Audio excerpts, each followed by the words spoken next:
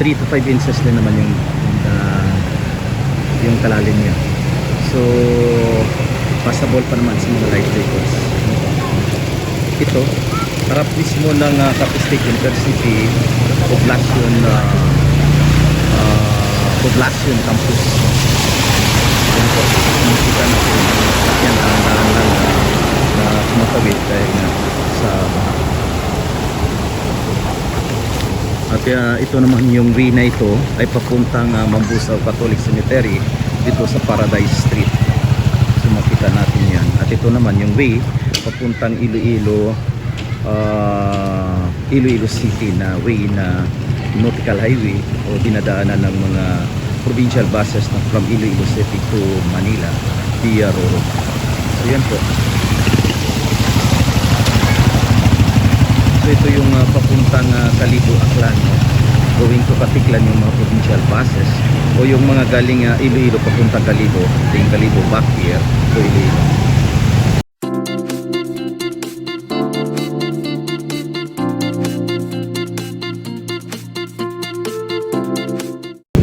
So ito na nga, no, yung nautical highway from Kalibo to Kalibo Aklan, no, Katiklan to Iloilo or vice versa. At ito na nga, harap tayo, no, nakaharap tayo sa Mambusaw Business Center at Provincial Bus Terminal dito lamang sa Ilawod or Navarabinho, Poblacion Proper, Mambusaw, Capiz. So makita natin yung baha, no. Mababa lang naman yan, mga 3 to 5 inches, no? At passable naman itong area. Yun nga lang, pagdating doon sa Barangay Tugas, Tumalalod, yun ang mga malalim na hindi basta-basta mapapasukan ng mga maliit na sasakyan, no? Lalong-lalo na ngayon dahil nga malalim na, so kahit malaking sasakyan o mataas, hindi na talaga makadaan. So yan po, landmark at sa dito Mambusaw Business Terminal at Provincial Bus Terminal ng Mambusaw. So ito yung kaganapan dito na makita natin yung sarap. Parang may nakita tayong mga maliliit na bangka, no? Gamitin siguro yan sa mga malalim na area. Ito palabas na yung series mula dito sa Mambusaw Provincial Bus Terminal papuntang Iloilo. So ito yun, nakita natin yung bus dito sa Mambusaw Bus Terminal. So matas naman yung area nito na Provincial Bus Terminal. Kaso nga lang dito sa Nautical Highway sa dinadaanan niya ay mababa, kaya yung makikita natin yung tubig, no, na lampas na dito sa kalsada. Yan po. Okay, so yung Mambusaw Bus Terminal natin ay kaharap mismo yung likuran ng Capiz State University Poblacion Proper Poblacion Campus. So yan po, no. Kayang-kaya pa naman daanan ng mga light vehicles. Yan, dumadaan yung mga bus. Siguro nakadaan pa naman yung mga bus doon sa Barangay Tugas na kung saan malalim yun yung area na yun. Saan minsan pag malalim na siya, hindi na makadaan kahit mga matataas sa sasakyan. So ito, mabilisan na yung pagdaan nila dahil nga para makatawid sila kaagad doon, no, kung sa mabutan pa sila ng malalim na tubig.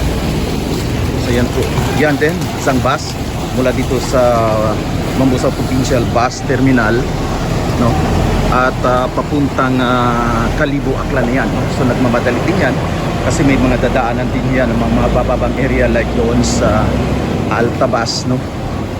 Yun, mga bababang lugar din. At kung minsan di din makatawid yung mga sasakyan kahit mataas yan, kahit truck na yan o bus niyan.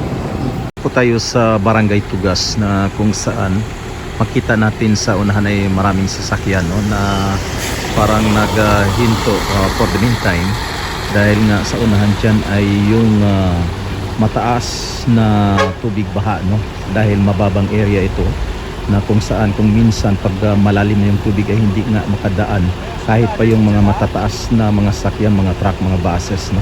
Sa ngayon parang mga series bus pa lang naman yung makadaan, pero yung mga light vehicles ay hindi na, no. So kaya yung mga pasayro na mula Kalibo, no, na sumakay ng L3 ay nag-transfer nga sa series liner dahil nga mataas talaga yung series line, no, yung series bus. So pwede pang makatawid, no? Pero ayan, sinusundan naman ng mga tao nag-guide, no? Na kung saan gina-guide sila kung saan pwede dumaan, no? Sa mga matataas na area. Yan po. So maraming mga tao, maraming din mga truck, mga mababang sakyan, no? Na nag-stop temporarily para maghintay ng pagbaba ng tubig para makadaan. So yung namimilit lang na makasakay ay yung mga series bus. Okay, yan po ang makita natin dito sa Barangay Tubas. Parang di magutok. So ayan po, sa unahan ay makita natin yung pinakamalalim na area na according dito sa isang konsyal, no, na nakausap natin ay kayang-kaya pa naman ng mga four wheels, unlike lang sa mga mababang sasakyan na four wheels katulad ng mga Vios, no, ng mga auto ay hindi na talaga kaya yan, no? Pero pag mga four wheels, no, mga top down series truck, yan ginaguide yan ng mga tao dito, no? Para makatawid, para bigyan ng daan kung saan pwede makadaan.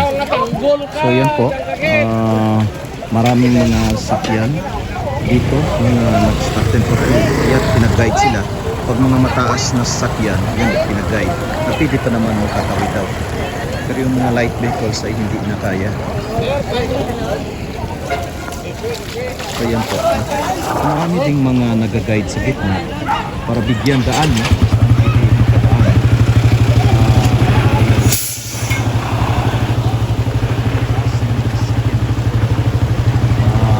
Natin wheelers, no? So kayang-kaya din yan kahit walang magtutulak. So temporarily dahil nga binigyan daan yung binigyan daan, no? Yung yung sasakyan din na moving forward din. Ayan po, makita natin, no? Yung mga ibang sasakyan, lalong-lalo na yung mga four wheels na matataas ay pumipilit na makatawid, no? Pero yung mga motorcycle at tricycle ay hindi na kaya yan, no? Kaya nga tinutulak na lang na hindi pinapagana yung motor. Pero yan, pag four wheels yan, lalong-lalo na truck, mataas yan. So yan, namimilit at kayang-kaya pa naman. So far, mababa pa lang naman as compare sa pinakamalalim na mga time, no? Lalong-lalo na this afternoon, siguro tataas pa rin yan at hindi na madaanan hanggang gabi. So sa ngayon, pwede pa naman. Lalong-lalo na sa mga matataas na sasakyan. Ayan po, sa unahan ay makita natin ang isang four wheels na sasakyan na namilit din, no, para makatawid. At andito na nga siya, makalampas na talaga sa malalim na area. At yan po, siyempre mataas din yan at hindi din bot, no, ng tubig baha. Yung mga importanteng parte ng sasakyan na kung saan ay pag maalangan ka dyan ay mamatay yung makina mo. So ito na nga, no, mayroong nag-guide at andito na lampas na talaga. Yes, successful. At nakatawid na nga, no? So andito na siya sa mataas na area na wala ng tubig. Ayan po. So siyempre, yung mga nag-guide din dyan ay binibigyan din ng pabor, no, o suhol para sa kanilang pag-guide. Ayan, dito tayo sa Barangay Tugas, no, para mag-monitor dito sa baha para sa ating vlog na rin. So, sino yung pangalan natin ta? Si Romy Almongera. Romy Almongera, no? Taga rito ka mismo sa Barangay Tugas, no? Oo, sir. So, pag ganito kataas na yung tubig, baha, kaya pa ba ng mga mababang mga sasakyan katulad yan, yung auto na yan, kaya pa ba? Kaya sir, pag susunod sila sa malaking truck. Makaya naman nila. Kasi yung tubig pa, Pabalik. Oh, so kayang-kaya pa naman kahit ganung mababa. Kaya pa naman, Okay. sir. So nakikita natin nag-guide kayo kanina, no? So magkano naman yung singil nyo sa pag-guide ng mga sasakyan? Depende naman sir sa yung ano Yung driver naman yung nagbibigay. Oh, so hindi naman kayo namimilit at wala naman Hindi kayong naman, taripa kung magkano yung Hindi naman, sisingilin nyo na kanilang ibabayad. So mabuti naman, no? Mabait naman kayo. At least tumutulong naman kayo. Kahit wala naman silang binibigay sir, okay lang. Okay lang naman. Ayun, yun ang kagandahan dito sa ating bayan, no, sa Bambusaw, na maraming nag-guide katulad nitong baha at hindi naman kayo namimilit na magsingil sa kanila kung magkano dapat nila babayaran. So mabait talaga, no, si Brother Romy. At yan po, no, nakita natin sa unahan ay yung tubig baha pa rin, no. So okay naman, pero yung mga light vehicles katulad niyan, mga motorcycle, hindi na talaga kaya yan. Hindi na talaga. Tinutulak talaga. Okay. So ulitin natin, no, yung mga matataas lang na sakyan ang kaya, yung mga four wheels. Katulad niyan, yung L3 na yan, kaya pa rin yan ba? Okay. Pero yung yan, oh, mababa, no? O mababa sir. So hindi na siguro Siguro sila sa malaking sasakyan. so pwede rin niya, kaya niya rin na tumawid basta sumabay lang siya sa mga matataas na sasakyan. Pero pag narinig natin kanina, pag mula daw doon sa Sigma papunta dito, mahirap talaga papasukin. Sir. Ayun, dahil nga kasalubong yung tubig. Okay, so yan lang, Rom, no? Abangan mo lang yung channel ko. May YouTube channel is Danny Navarra. Taga rito rin din ako sa Paper, Pampang-Norte yung origin ko, no? Marami din akong kaparyente dito, mga Navarra, no? Yung Galjulad, no? Yan, dyan sa loob. So maraming salamat, Romy. So anong sasabihin mo dito? Mag-ingat lang po tayo palagi. Okay, so mag-ingat lang daw tayo palagi, no? Lalong-lalo na ngayon sa baha. Okay, maraming salamat. Andito pa rin tayo, no, sa Barangay Tugas para mag-monitor dito sa baha. So sa ngayon, yung kaharap ko ngayon, yung pangalan natin ay Alvin de la Peña. Alvin de la Peña, no? Taga rito mismo sa Barangay Tugas. So anong masasabi mo ngayon dito sa mga commuters natin na dumadaan? Kayang-kaya pa ba ng mga mababang sakyan? O ano bang mga klaseng mga sakyan? Mga mataas lang sir, mga mataas. Yung mga mataas lang na sakyan katulad ng ano. Okay, Guide. so yung ano nyo pala dito, yung ginagawa nyo dito pala ay nag-guide. Okay, so anong mga sakyan yung ginaguide nyo na pwede pang makatawid? Wing van.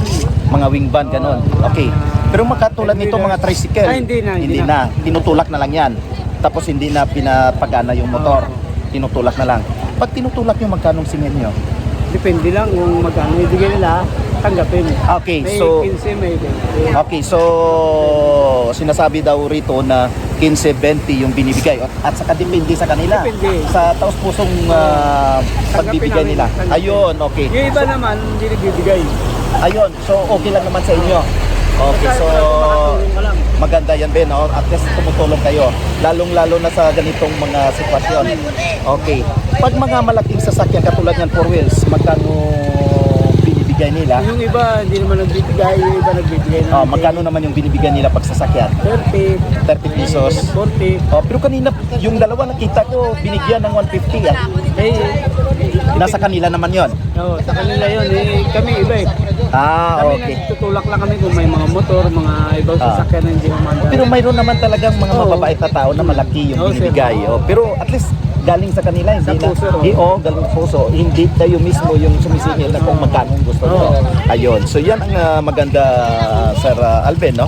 Para dito sa ating pagtutulong dito sa mga sasakyan na tumatawid. Okay. Para makauwi lang sila sa sarili ng bahay, may nag-aatay ng pamilya. Ayun. Okay, yun na nga, tama, para makapunta sila, no, makaabot sila sa Oo, kanilang sir. location. So lastly, finally, ano yung masabi mo?